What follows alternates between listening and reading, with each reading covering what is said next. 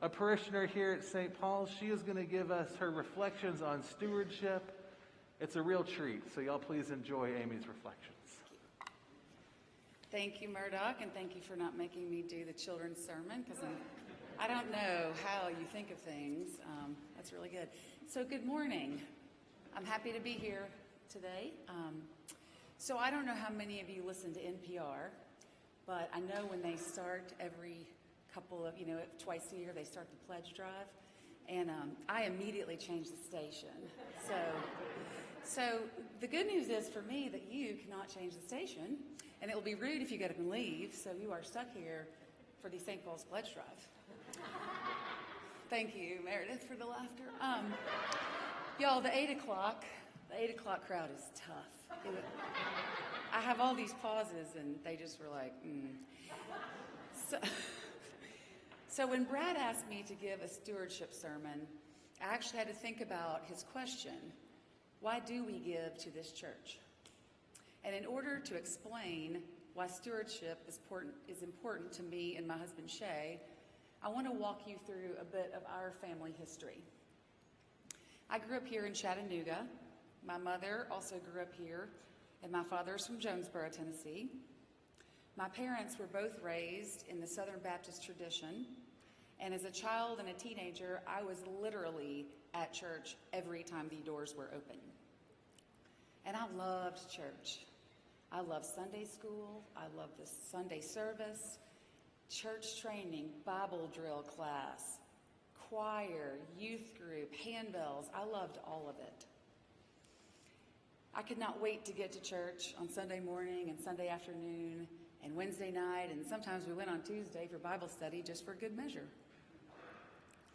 In fact, when I was in high school and I got my driver's license, I would sort of swing by the church office and hang out with the ministers. I don't know.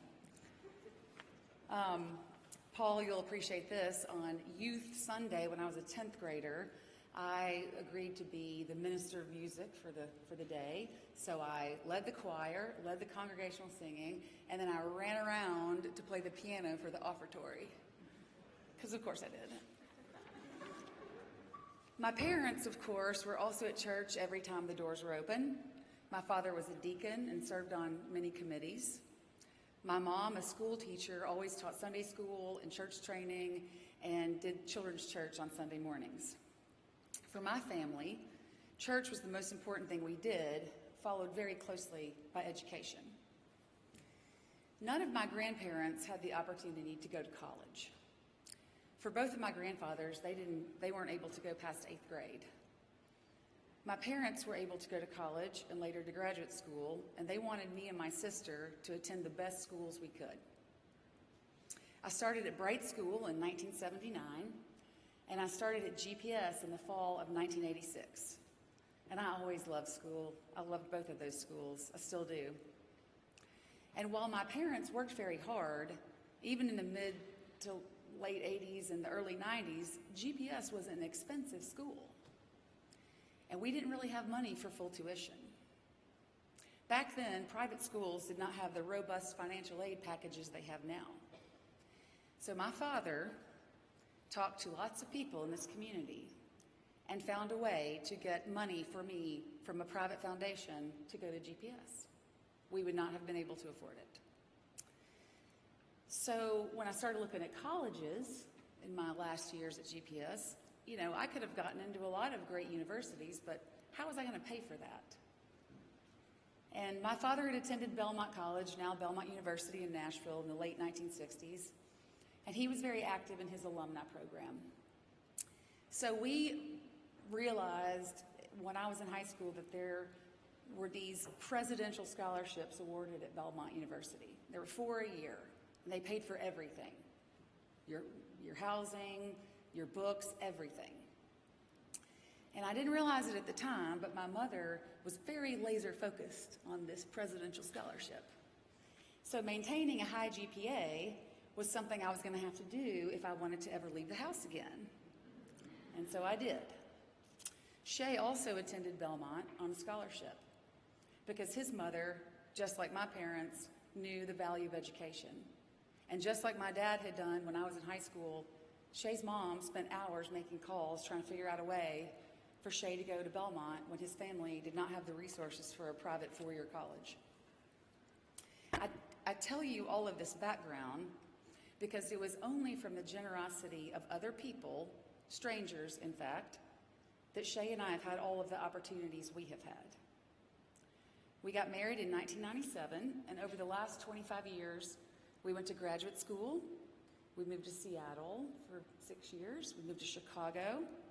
And over those years, we built our careers and our life together. Shay was also raised in the Southern Baptist tradition in Nashville, but when we moved to Seattle, there aren't any Southern Baptist churches up there. This was 1999. So we found a lovely Presbyterian church, and we attended there. And then when we moved to Chicago, we really found a great church that was for us, and also Presbyterian church. Ian was baptized there. And so we thought that we were Presbyterians, right? So when we decided to relocate back to Chattanooga in 2011, and we were looking for a church home, we thought, okay, let's go find the Presbyterian churches. And having grown up here and been to really every church around here, as you do, I thought, oh, this will be fine. I've got this. We'll figure this out. Not a problem. But we kept going to those churches, and just nothing felt quite right. They weren't the right fit for us. At that time, Allison Shaw was my coworker at Baker Donaldson across the street, and she would come in my office and she'd say, you really need to go to St. Paul's because your people are there. And I'll say, when we moved back here, we had a little trouble finding our people for a minute. I'd been gone for 20 years, and we had changed a lot in 20 years. And we were looking for our people. And so I said, Allison, we can't go over there because there's kneeling and standing and the thing, and it's so confusing, and you go up for communion, and we're not going to do that. We are Southern Baptists, and we just can't figure it out. Right? And so she just kept hounding me. So we did come once, and we sat up here. We didn't even bring Ian because we were too nervous about all the kneeling and the standing and all the things. And we totally blew it. It was a total disaster. We did everything wrong, and we even ruined communion. I don't know how we blew it. And so let that be one of our ministries is when new people come, we go, sit with us, and we'll help you the whole time. And we go, down, up, down, now do this. Y'all, that's a ministry. You should do that. So we finally kept coming back here, and we really enjoyed it. We started meeting people here, and we felt like this was the right place for us. So we've been members about 9 years now. And while I never, ever envisioned moving back to Chattanooga when I left, here I am with the exact same goals and dreams for my children that my parents had for me and my sister. All I really want for Ian and Ryan is to love church so much that they just can't wait to go, and to love their schools. When you think about it, faith and education are all we can give our children that really matters. Any stuff we give them, it's meaningless. The faith we help them build and the education we help them develop is something they can take with them through their lives. And because my parents believed in faith and education, and I benefited from the stewardship of others, I have been able to build a career and a life with Shay where we are now in a position to give back. And to us, giving back, or really I would like to call it giving forward, is what we feel called to do. I say giving forward because while stewardship to our church is about all the things you think about, the building and the grounds and paying the expenses, it's really so much more than that. Stewardship is about having our amazing clergy. As you know, we currently have, and we have had, at least in the 9 years we've been here, so many wonderful clergy members. I remember well the day we called Brad and Harriet. That was such an exciting day. Stewardship is about having a wonderful music program that is known across the city.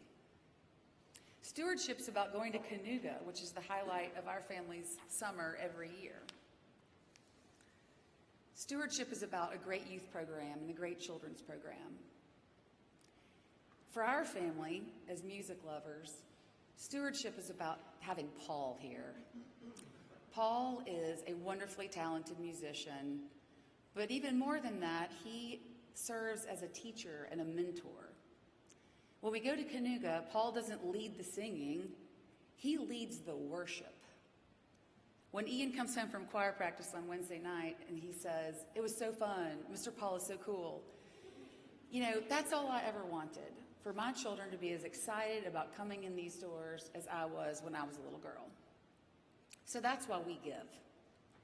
We give because when we strip away all the noise the world throws at us and really think about what is important in our life, it's our faith. And the way to encourage that faith in our children and in other families and children in this parish and in the broader Chattanooga community is to give. I didn't know it then, but I was probably converted to be an Episcopalian the first day I walked in King's College Chapel at Cambridge. It was breathtaking. I'd really never seen that kind of architecture or, just everything about that building is stunning.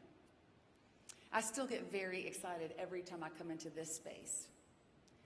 And as much as I am a crazy, overwhelmed, middle-aged lawyer mom, all true, when I walk in this room, I suddenly forget all of the things I'm supposed to be doing and worrying about and all the work, and I am both in awe of this space and at peace in it. We give because Shay and I have benefited from other people who gave. If those people had not given, I honestly do not know where we would be right now.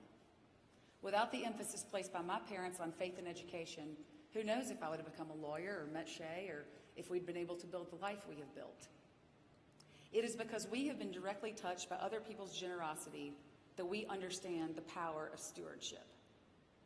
We give for today, yes, but we also give to continue the work and the legacy of St. Paul's in this community for the future. For amazing clergy who will guide and mentor my children so that one day they are part of this parish or another parish and they will give forward. We give for all of the outreach programs St. Paul's has and its ministry to Chattanooga. We will never know how many lives we touch in this city through our programming. It sounds cliche to say giving is receiving, but I'm happy when I'm giving to a church family that is reaching out in so many ways.